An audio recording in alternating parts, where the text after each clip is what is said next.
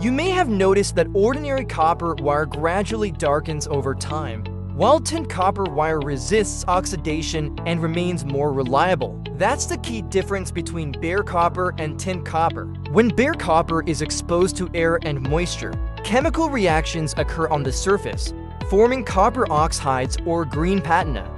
Over time, contact resistance increases, which can affect connection reliability and electrical efficiency. Tin copper wire is coated with a thin layer of tin on the copper conductor.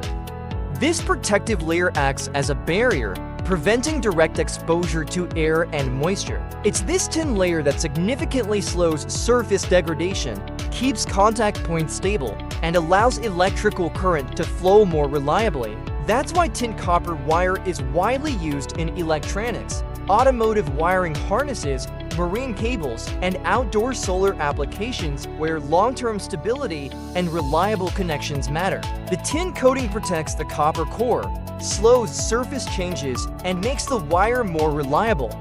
If you found this helpful, like and subscribe for more wire and cable insights.